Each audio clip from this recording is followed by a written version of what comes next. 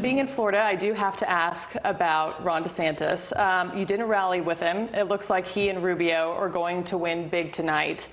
Huge victory for the Republicans. So why call him Ron DeSanctimonious?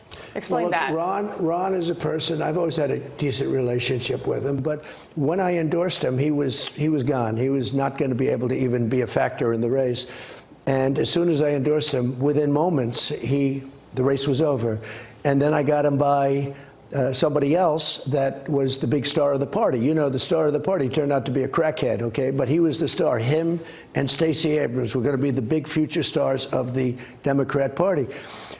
Nobody thought he could beat after he got, I got him the nomination. He didn't get it, I got it, because the minute I made that endorsement, he got it.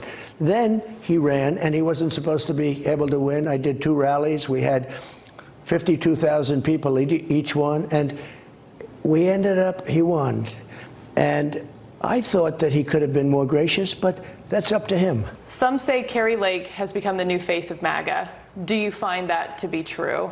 I hope so. She's fantastic. I think Kari Lake is fantastic. I think she's certainly been one of the very, very best of the whole group. You know, we have a lot of people running, and some really good ones, and some that don't do that well.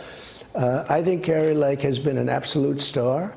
If the election in Arizona is not rigged, and already they're finding the machines today aren't working so well, that's not so good. You know, the batteries, they said the batteries have worn out and all sorts of things where people are waiting online.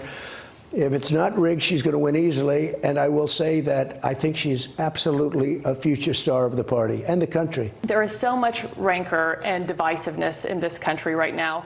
Is the country too torn apart for Republicans and Democrats to actually come together and work? And what are you willing to do to repair that? Success will bring us together. Our country right now has lost its confidence. It's lost its mojo. It's lost everything. Our country right now is a big fat failure. We're being laughed at all over the world. Even our military, when you look at, you know, the kind of a withdrawal, it looked like we surrendered in Afghanistan. All of these things, as an example, Russia would have never happened had I been there. Here's what happens, and here's what's very important to understand. I had the country going so well just prior to COVID coming in, and then I redid it again, and the stock market was higher. But I had it going so well that this country was actually coming together. And I saw it happening, and I was amazed by it, actually. The country was coming together. Super radical left people with a very strong radical left philosophy, very liberal, let's put it in a nicer term. People wanted to meet, they wanted to do things. Everybody was working, African American, Asian American, Hispanic American. Everybody had jobs. It was a tremendous success like we've never seen before. We were leapfrogging over China. You know, China was supposed to become the biggest and the most powerful, the strongest. We were leapfrogging. Everything we were doing was perfect.